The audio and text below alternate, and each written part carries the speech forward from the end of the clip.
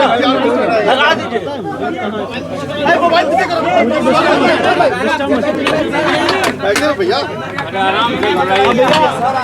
Archaeological survey of India की जो report आई है, उस रिपोर्ट की मैं आपके सामने एएसआई ने जो ब्रीफ फाइंडिंग दी है वो पढ़ के सुनाने जा रहा हूँ।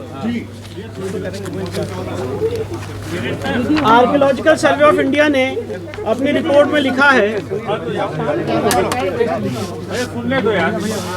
In compliance of orders of the honourable district court Varanasi dated 21 July so and so and in compliance of the orders of the high court. शांत प्लीज। एएसआई की जो फाइंडिंग्स हैं उसके बारे में आपको बता रहा हूँ। All the objects which were noticed during the ASI survey in complex were ड्यूरी documented. मतलब जितनी चीज़ें एएसआई ने वहाँ पे की सबको डॉक्यूमेंट किया है। These objects including inscriptions, sculptures, coins, architectural fragments, pottery and objects of terracotta, stone, metals and glass, objects which were required first aid treatment were treated at the site. In compliance of the order dated 13 September, these objects were handed over to the district administration.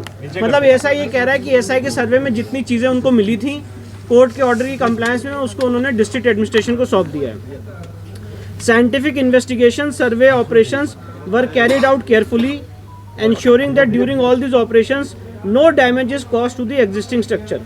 अब GPR सर्वे पे ASI की क्या finding है मैं वो आपके सामने रख रहा हूँ। GPR survey in the north hall indicated a small skin hole type cavity in the floor at 1-2 m depth towards the north door, a steep and deep narrow cavity adjacent to the central hall passage and the floor having a large accumulation of mortar bed thickness.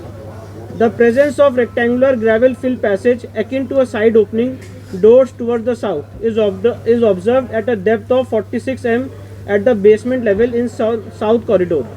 A similar opening at the shallower level down to 3 m is observed in the north corridor, north of the north hall and west of the cellar. Rows of 3 to -4 m wide cellars are observed adjacent to the corridor area and 2 m wide well is concealed in cellar S1. इसका हिंदी अनुवाद करते जाइए। इसका हिंदी अनुवाद यह है कि ASI को अपने जीपीआर सर्वे में जो 6 पॉइंट उन्होंने उसमें लिखा है, उसमें उन्होंने लिखा है कि रो 3-4 m में जो वाइड सेलार्स हैं उसमें कॉरिडोर के बगल में एक चौड़ा कुआं, एक वेल होता हुआ जीपीआर सर्वे में उनको दिखा है। अब प्री एग्जिस्टिंग स्ट्रक्चर पे एएसआई ने डिटेल्ड फाइंडिंग दी है, वो मैं आपको पढ़ के बता रहा हूँ।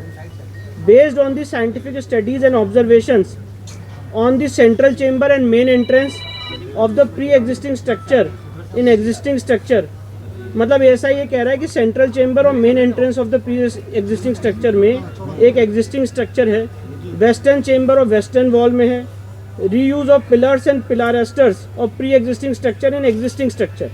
मतलब ऐसा ये कह रहा है कि जो पहले का स्ट्रक्चर था एक हिंदू मंदिर का, उसी के पिलर्स को रीयूज यहाँ पे किया गया, दोबारा इस्तेमाल किया गया। एएसआई ने माना है कि वहाँ पर हिंदू स्ट्रक्चर है, एक प्री एग्जिस्टिंग स्ट्रक्चर है।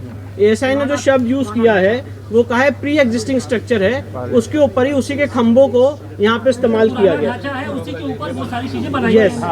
Inscription of the existing structure, फिर Arabic and Persian inscription on the loose stone, फिर sculpture remains in the cellars etcetera.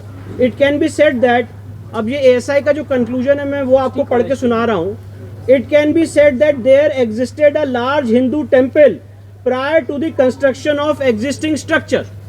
मतलब एएसआई ये कह रहा है कि ये कहा जा सकता है कि यहाँ पे एक बहुत बड़ा भव्य हिंदू मंदिर था prior to the construction of existing structure. मतलब इस मस्जिद से पहले यहाँ पे, इससे पहले यहाँ पे एक हिंदू मंदिर एग्जिस्ट करता था।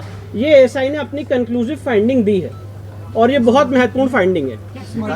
का जो कंक्लूजन है मैं वो बता रहा हूँ। It can be said that, मतलब ये कहा जा सकता है that there existed a large Hindu temple prior to the construction of the existing structure. मतलब अभी जो स्ट्रक्चर है, इस स्ट्रक्चर के पहले एक यहाँ पे लार्ज हिंदू टेम्पल था। ये बात एएसआई कह रही है कि ये बात कही जा सकती है।